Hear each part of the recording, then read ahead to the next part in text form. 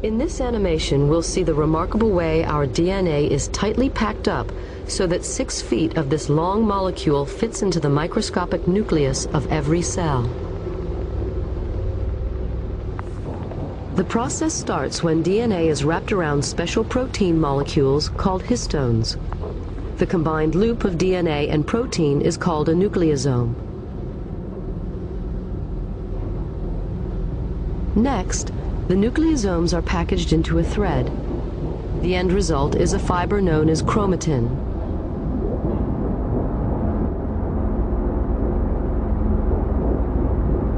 This fiber is then looped and coiled yet again.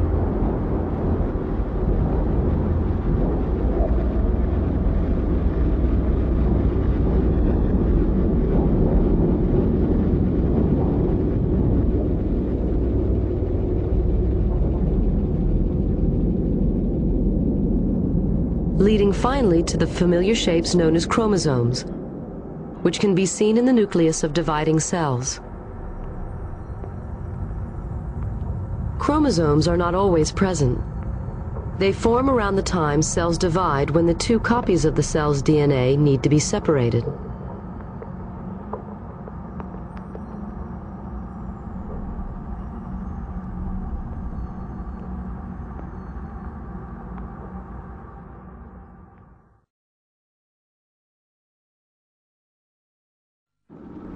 Using computer animation based on molecular research, we are now able to see how DNA is actually copied in living cells. You are looking at an assembly line of amazing miniature biochemical machines that are pulling apart the DNA double helix and cranking out a copy of each strand. The DNA to be copied enters the production line from bottom left. The whirling blue molecular machine is called helicase. It spins the DNA as fast as a jet engine as it unwinds the double helix into 2 strands. One strand is copied continuously and can be seen spooling off to the right.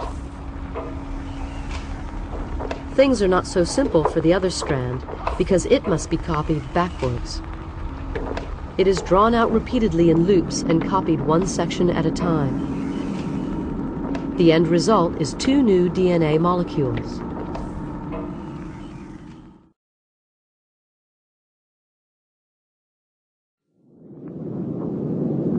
What you are about to see is DNA's most extraordinary secret: how a simple code is turned into flesh and blood.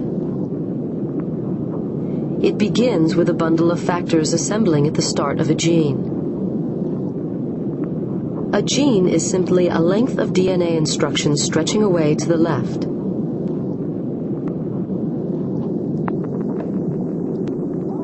The assembled factors trigger the first phase of the process, reading off the information that will be needed to make the protein. Everything is ready to roll. 3, 2, 1, go. The blue molecule racing along the DNA is reading the gene. It's unzipping the double helix and copying one of the 2 strands.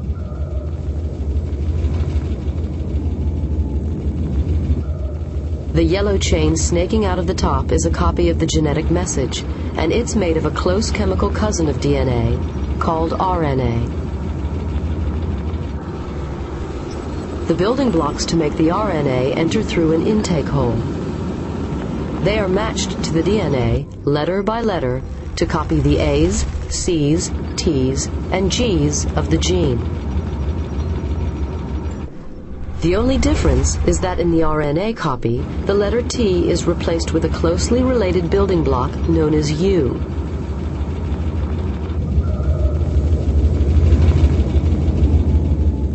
You are watching this process called transcription in real time. It's happening right now in almost every cell in your body.